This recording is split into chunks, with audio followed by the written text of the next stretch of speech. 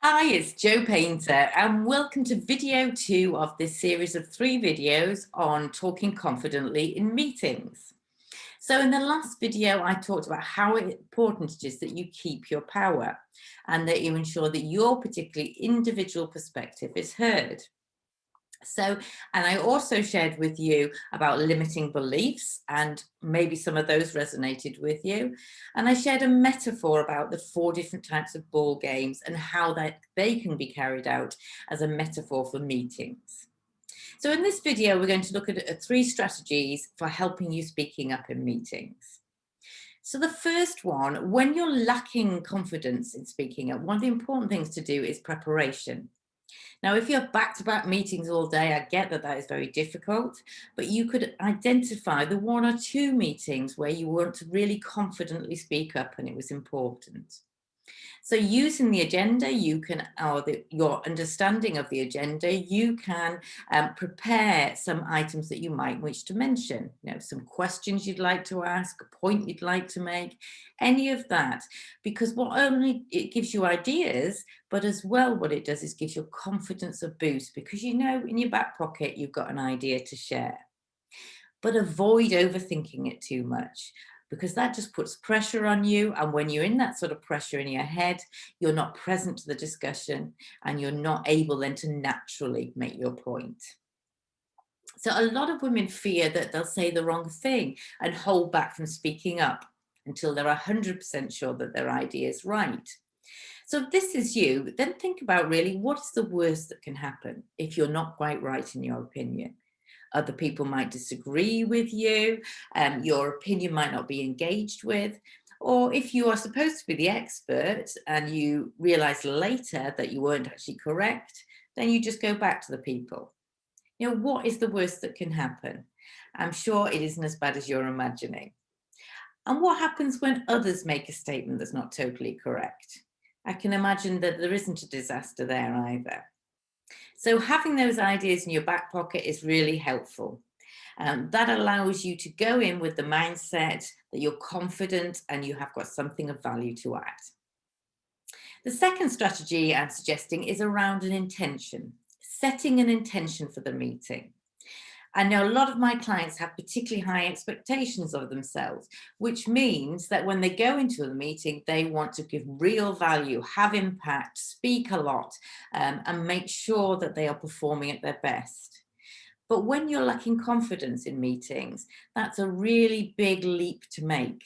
It's far more important to start at the first step and set your intention as something as simple as I will speak within the first 10 minutes, or I'll ask a question, or I will, agree with somebody else's point.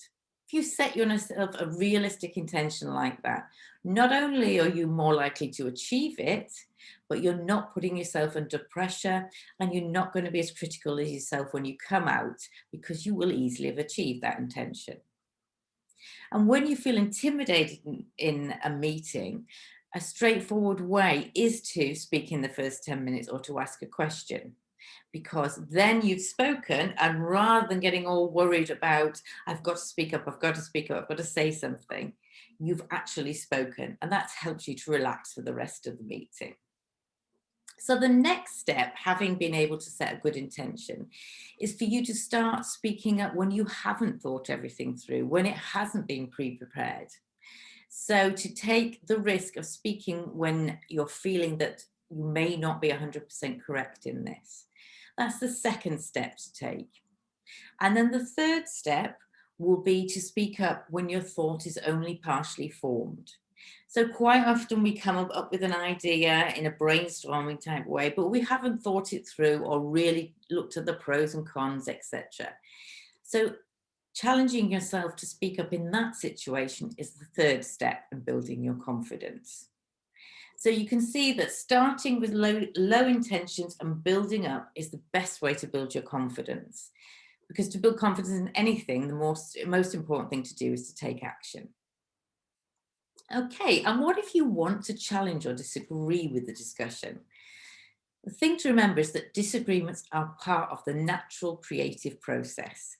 So there are bound to be people with different opinions, and that's a good thing to explore and to improve things. So whether you're problem solving, discussing a strategy, or brainstorming, you must be not afraid to challenge an idea, because even the most senior person in the room isn't always right and doesn't have all the ideas. And by giving an alternative argument, you can still respect the other person. So start off by acknowledging the point the other person has made and the argument. Then put your point across using I statements. In my experience, or I feel, or I understand, or something that doesn't talk about you or blame or disagreement. In that way, you're not causing confrontational conflict and making the other person feel defensive. What you're doing is respecting them and yourself in an assertive way. And that general discussion of different opinions is really crucial to ensure that you come up with the best solution. So that's my focus of 3 strategies today. So we're looking at preparing for the meeting, setting an intention and building up the level of intention, and then challenging yourself to disagree with an alternative argument. So in the next video, I'm going to be talking about interruptions, how to avoid them, how to do them, and what to do if you're interrupted. So if you're enjoying this training and you would like to discuss with me your particular challenges around speaking up or career confidence, then you can book a no-cost call with me at speakwithjo.com. That's speakwithjo.com. Or you can click on the button below and we'll discuss your particular challenges, and I will share with you a 4-part plan on how you can make the next steps to getting your career confidence. I'm really pleased that you've joined me, and I'd love to speak to you very soon. Thanks.